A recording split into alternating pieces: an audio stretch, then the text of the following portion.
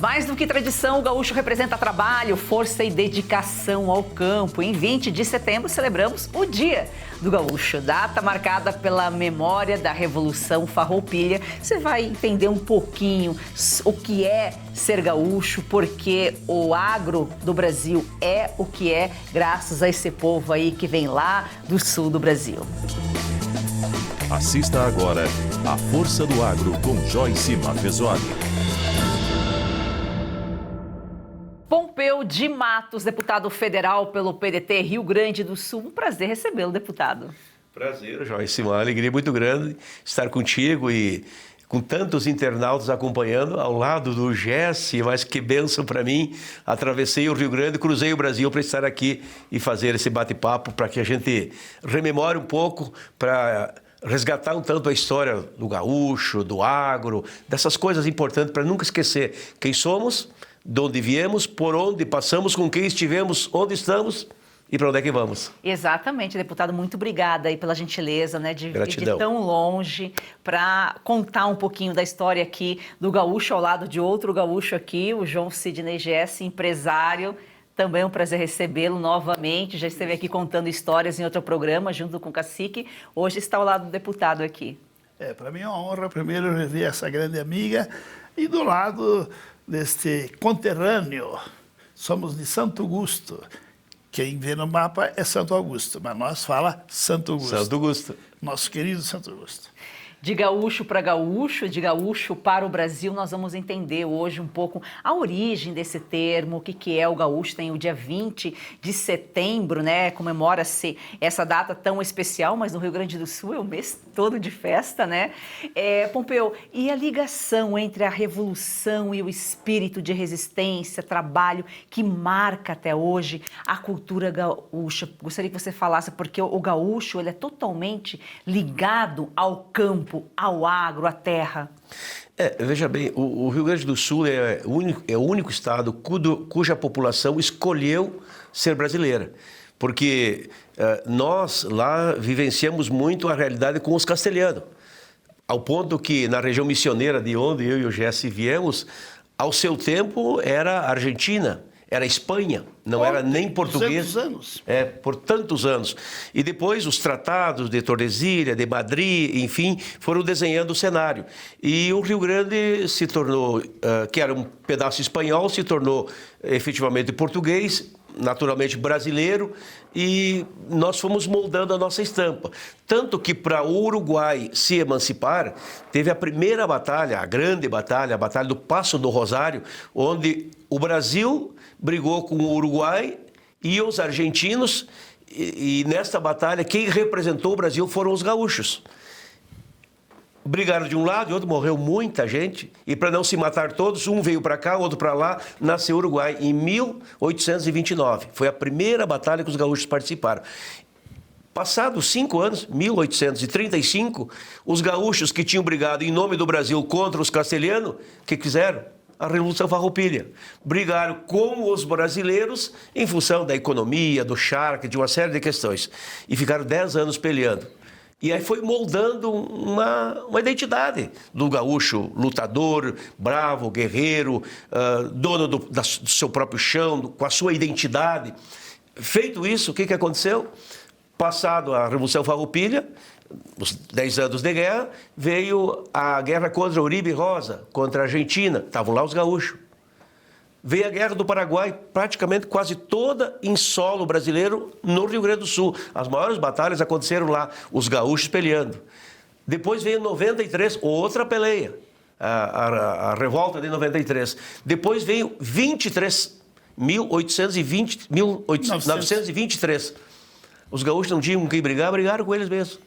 Maragato e Chimango, treinaram em casa.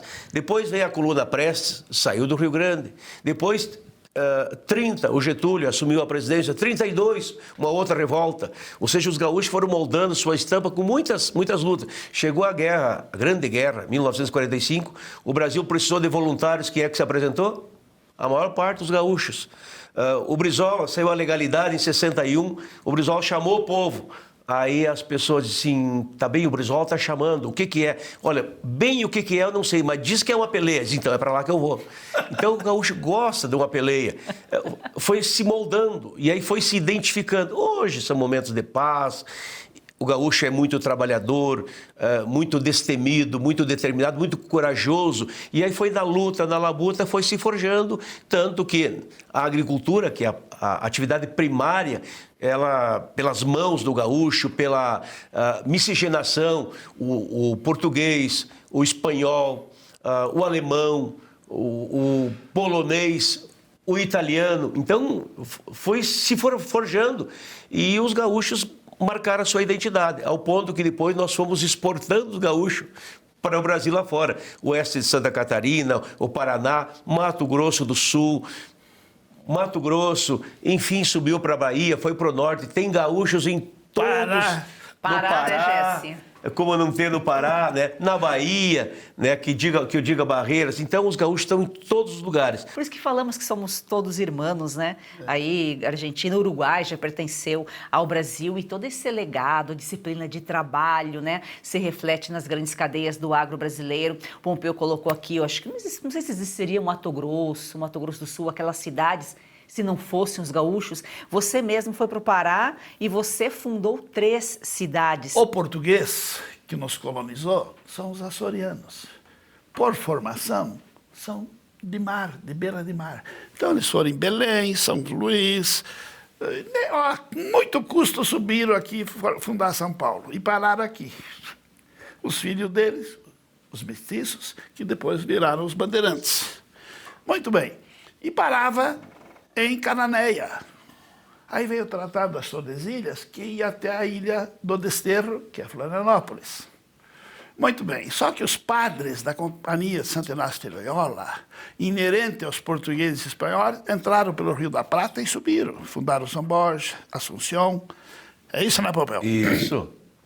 E, quando o povo se acordou, existiam cidades, 30, que hoje 7 são nossas missões, Santo Ângelo, São Luís Gonzaga, São Miguel, e as outras são na província de Misiones e no Paraguai. Muito bem. E os portugueses fundaram uma colônia em frente a Buenos Aires chamada Colônia do Sacramento. E para enxuriçar os corsários, porque pirata é o bandido que roubava. Corsário era um soldado inglês pago pelos ingleses. Essa história do inglês gostar de pegar um dos outros é velha, né, Pompeu? Na boca do prata para tomar a prata do Potosí, que era a maior ilha do mundo. Desciam da Bolívia, Potosí, desculpa, mas Potosí chegou a ter mais gente, mais habitantes em Potosí do que na Torre Eiffel lá. É isso, Paris. Do que Paris. Muito Veja que bem, loucura. Porque era a maior mina de céu aberto Do de mundo. prata. Então, Rio da Prata.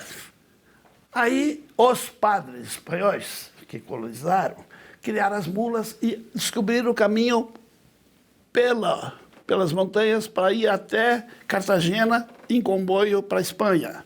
E ficou a colônia do Sacramento. Um belo dia fizeram um brique, como nós falamos lá no sul. Os espanhóis e os portugueses trocaram a colônia do Sacramento pela nossa região, que era a Espanha, Missões. As missões. Aí veio 2 generais, um português e um espanhol, foi lá em São Miguel, que era a capital das 30 cidades, que eram os padres e os índios.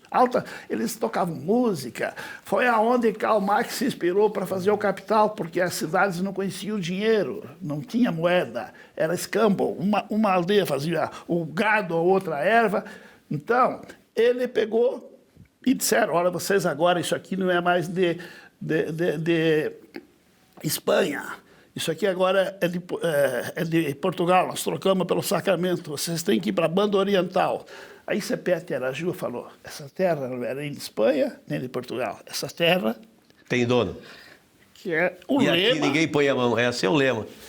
E aí saiu as guerras guaraníticas, né? Que durou 5 anos, até morreu o último índio, que foi na batalha lá de Caiboaté. Caiboaté. Caiboaté. Batalha de Caiboaté, das missões, porque as missões eram muito grandes. Foi feita essa batalha em São Gabriel, ou seja, 300 quilômetros Mas dali. aí, só para você ter uma ideia, Os portugueses pegaram da ilha do Desterro, que era Florianópolis, e desceram, entraram em Rio Grande, subiram a Lagoa dos Patos até o fim para tomar conta das missões. Só que não contavam com a guerra que durou 5 anos.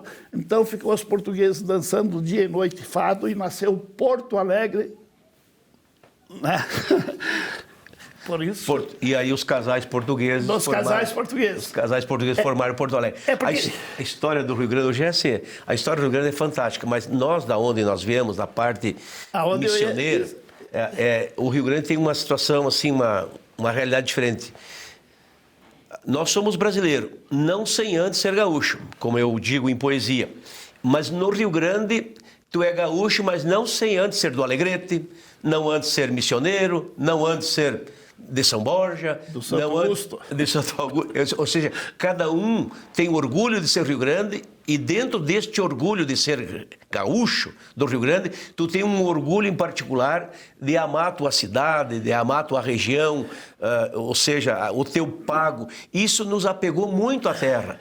E é por isso que o gaúcho é muito ligado à terra, muito ligado ao agro, por isso que o gaúcho é produtor de alimentos, tanto que o primeiro pé de soja plantado no Brasil foi em Santa Rosa, trazido por um pastor Festa Nacional americano, da Soja. Né? Onde nós temos 100 anos da Festa Nacional da Soja, a FenaSoja. O arroz do Brasil, o arroz irrigado, é produzido 80% no Rio Grande do Sul. Se tu pegar o milho, onde realmente se produziu muito milho no Brasil, começou no Rio Grande do Sul. Então a soja, o milho, o arroz, aí tu pode ampliar o feijão, a criação de gado, ou seja, a proteína, né, no campo aberto. Isso nasceu no Rio Grande.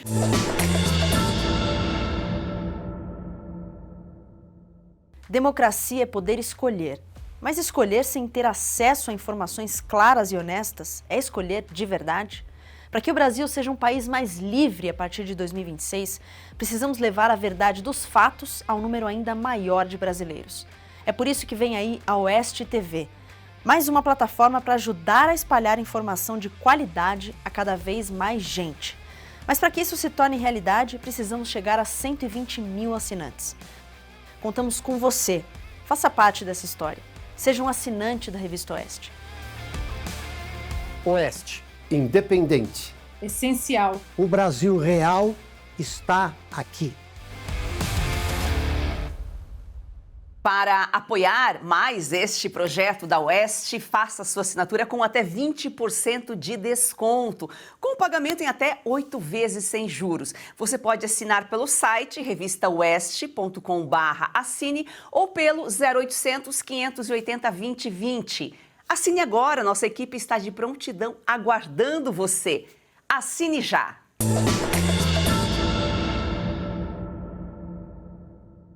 Você foi o primeiro gaúcho a vestir essa vestimenta na Câmara dos Deputados e você foi proibido, né? Porque lá, o que tem que ser lá, a vestimenta certa, correta, é o terno e gravata, uma moda que veio dos ingleses.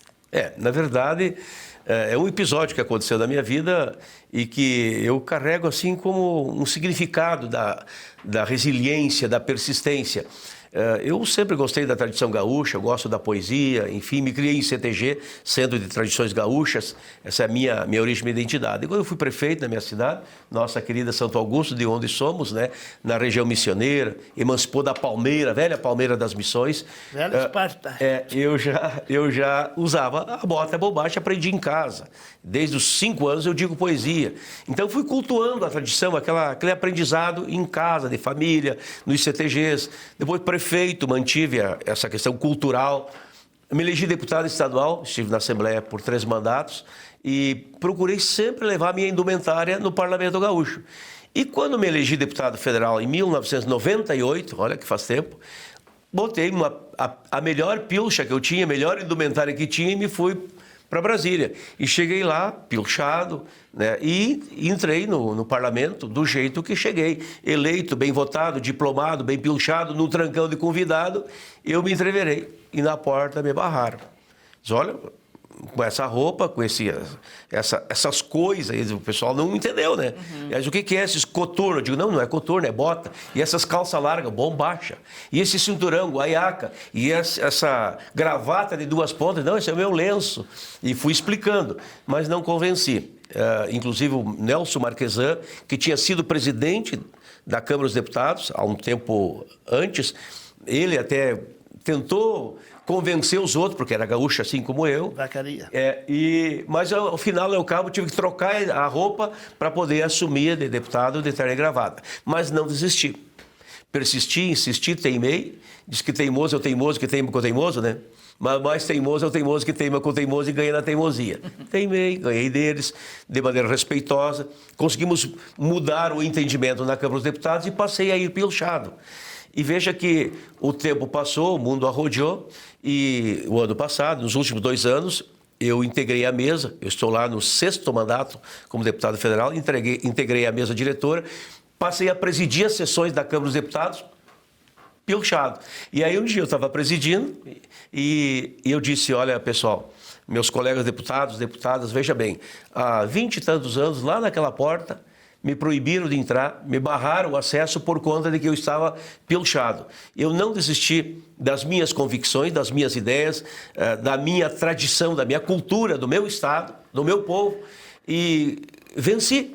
E hoje, veja bem, o tempo passou, o mundo arrodeou, eu estou aqui em cima, comandando o espetáculo, ao ponto que eu presidi mais as sessões da Câmara dos Deputados do que o próprio presidente Arthur Lira, em função do cargo que me foi determinado em função da eleição como membro da mesa. Resultado disso, tu não pode desistir dos seus sonhos. Tu tem que preservar a tua cultura, manter os teus valores. E aí, eu disse lá para eles, inverso, e vou dizer para ti, fui eleito e já no portão do acesso, no portão do Congresso, me barraram o acesso, dizendo que nesta casa a norma e o regimento exigem um comportamento, manda estar enfatiotado, que não aceita o índio pilchado e nem outra indumentária, e que a Assembleia Plenária são lugares respeitados. Eu me rebelei contra as regras, não aceitei as razões. Não adianta explicações, eu dou o contra-argumento. Aqui, nesse parlamento, eu digo e sou bem franco, tem muito colarinho branco, bem vestido, engomado, mas que tem o rabo atado preso pelo pé dos bancos. Vi que o baile era de cobra e botei botas cano alto. Nas perneiras botei salto para enfrentar as cascavel. De a cavalo e num tropel eu entrei portão adentro, adentrei no parlamento, pilchado e de improviso e fui logo dando aviso, não me ataca qualquer vento. E assim, desatei o verso em rima, afinal de contas, rio nenhum corre para cima. Não fujo sem ver do quê. Não me boto para correr, mesmo vendo a coisa feia, não tá morto quem peleia e eu sempre pago para ver. Por isso que o tempo corre com o tempo para escrever tempo e história. E eu lhes digo de memória que eu estou aqui no meu verso improvisado, dizendo que eu sou deputado. E enquanto eu for deputado, minha pilcha será gala. Ninguém me pisa no pala. Respeitem para ser respeitado. Botas, bombacha, guaiaca, lenço, isso para nós gaúchos é consenso. E é vestido desse jeito que eu vou ganhando respeito para dizer o que eu penso.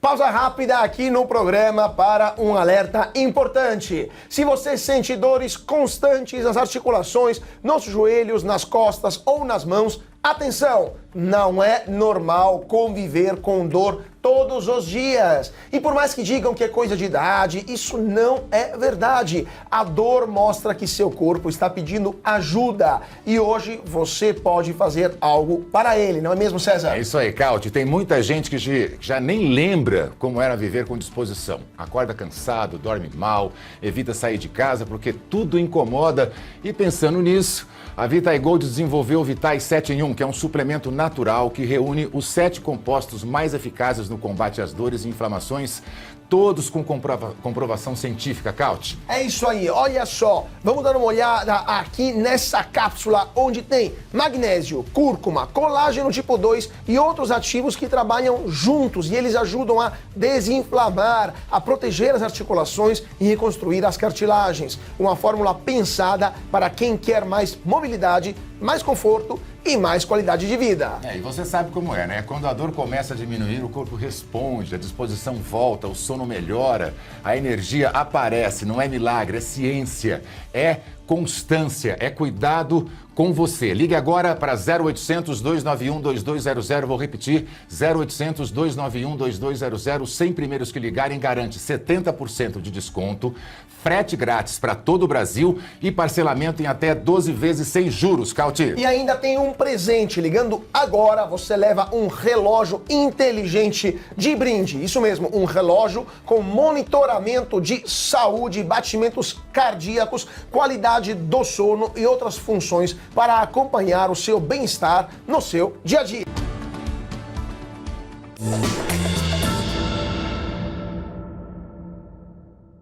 E as músicas, as poesias, a indumentária, tudo isso tem uma importância, né, da expressão artística na valorização do agro. E está tudo envolvido, Veja né? bem. A cultura, o agro. Veja bem, querida, de música eu posso falar, porque sou um dos fundadores, junto com o Sérgio Reis, o saudoso Rui Biriva e o grande Fernando Vieira, que fizemos a Festa Nacional da Música em Canela. E fui dono de gravadora, lancei muitos artistas, trouxe o grupo Tradição para São Paulo, Michel Teló, uma dupla que hoje eu queria trazer aqui o Carlos Magrão, ele tinha enxô e sorriso, senão ele estaria aqui para cantar o Querência Mata. Muito bem. Que é praticamente de Santo Augusto. Ele é de Campo Novo, do ladinho de Santo Augusto. Isso aí. Aí, o Rincão da Mortandade. Rincão da Mortandade. Muito bem.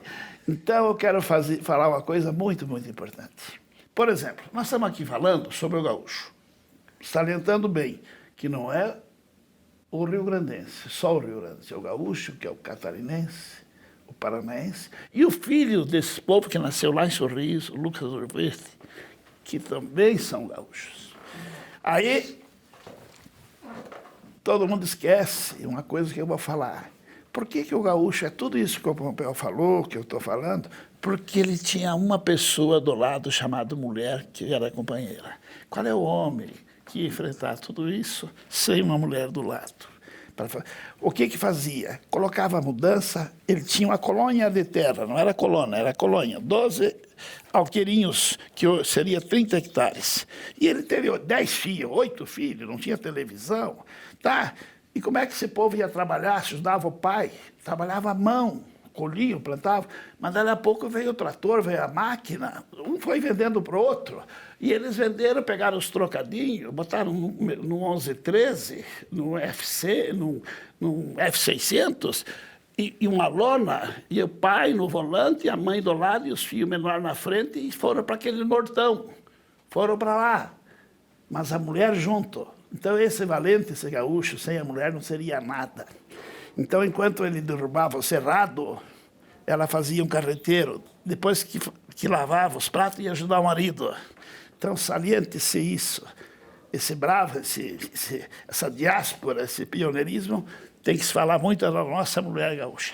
A família, né? Aí vem a questão daquela sociedade que é a sociedade mais importante que existe no mundo. A primeira sociedade que existiu no mundo, que é a família, que ela nasceu assim na informalidade, dizer, o homem arrumou a companheira, aí veio a prole, veio os filhos, e aquele sentimento de unidade que depois convencionou-se se chamar família. Então, o agricultor, o gaúcho é muito família, e a agricultura exigia da família. Tanto que as famílias tinham bastante filho para ter mais gente para trabalhar na agricultura, mais mão de obra. Eu sou filho de uma família de 12 irmãos. De um assentamento. E meu pai foi assentado pelo Dr. Brizola, não tenho nunca como esquecer isso. E nós nos criamos ali, e os filhos, cada vez vinha mais filhos para ter mais gente para trabalhar na roça, mais gente para trabalhar na lavoura, para limpar chiqueiro de porco, tirar leite de vaca, roçar potreira em dia de chuva, matar rato no paiol de milho, essas coisas interioranas que existiam, que hoje não existe mais. Hoje tudo é mecanizado. Mas era um tempo, e o gaúcho foi evoluindo. E não perdeu o conceito de família, não perdeu o conceito do equilíbrio necessário do homem, da mulher, dos filhos, de trabalhar junto. Então, o gaúcho passou a ser o grande empreendedor. Daí nasceu a agricultura familiar. Daí nasceu, depois, a agricultura mais expansiva, na medida que vem a mecanização. Então, hoje nós temos o agricultor, o lavoureiro, o plantador. Tu pode dar nomes diferentes, mas todos são da área da agricultura.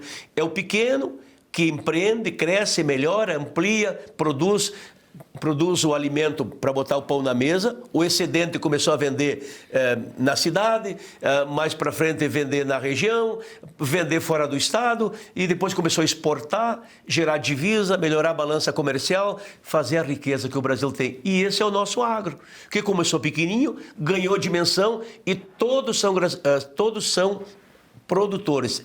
Às vezes as pessoas dizem assim, o pequeno agricultor, está errado. O médio agricultor, está errado. O grande agricultor, está errado. Como é que tem que dizer? A pequena propriedade, a média propriedade, a grande propriedade. Porque todos eles, da pequena, da média ou da grande propriedade, são grandes agricultores. Porque tu ser um agricultor na pequena propriedade tem que ser muito grande para se sustentar. Na média propriedade tem que ser tão grande quanto para poder se garantir. E na grande propriedade, para segurar a grande propriedade, tu tem que ter muita ação e muita atitude. Então a gente tem que valorizar o agricultor, o lavoureiro, o plantador, o produtor de alimentos que, como disse, põe o pão na mesa, o excedente exporta, gera divisa e melhora o Brasil.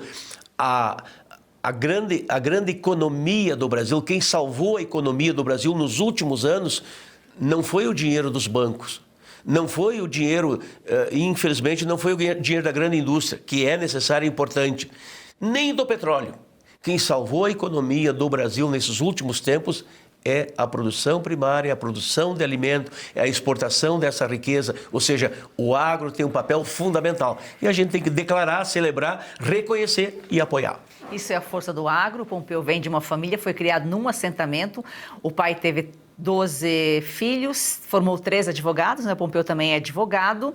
Naquele tempo, os agricultores, os pecuaristas, eles tinham filhos para ajudar na roça. Hoje, as pessoas têm filhos para aumentar aí o assistencialismo, a Bolsa Família, infelizmente. Eu acho que a mensagem que a gente deixa aqui do gaúcho para espalhar pelo Brasil é o trabalho. Trabalho e família que engrandecem o homem. Jesse, muito obrigada pela sua participação aqui. Infelizmente, o tempo é tão pouco, né, para tanto assunto. Isso aqui é uma enciclopédia, eu também, mas vamos ter muitas oportunidades, porque você, querida, está fazendo um belíssimo trabalho, um belo programa, esse canal também, e estamos aí. Muito obrigado pela oportunidade e a honra de ter o meu irmão lá do Santo Augusto. Voltaremos outras vezes ao assunto, dá para fazer uma série aqui, né?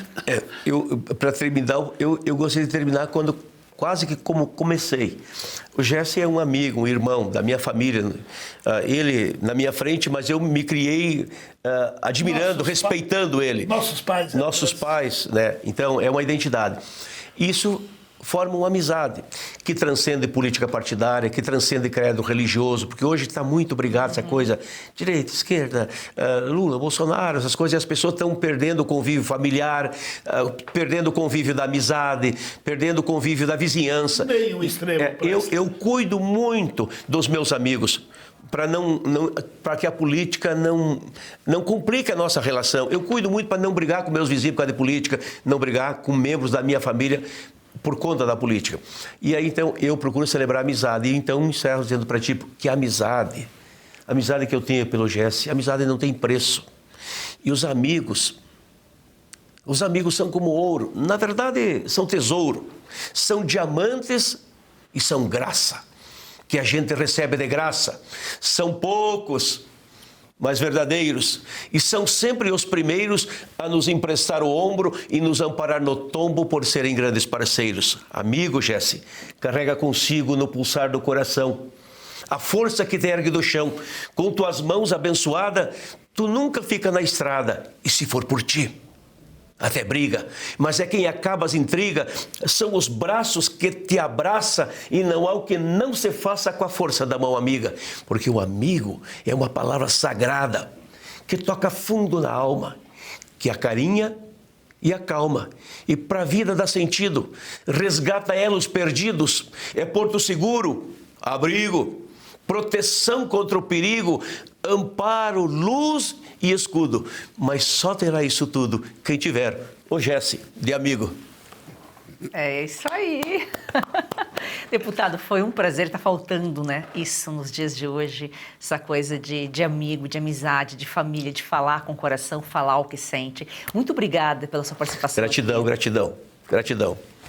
E muito obrigada a você que acompanha a Força do Agro, nos acompanha aqui de segunda a sexta-feira. Isso aqui é um deleite aí para os gaúchos, e quem não é gaúcho, com certeza vai se sentir um pouquinho gaúcho também. A gente se vê amanhã.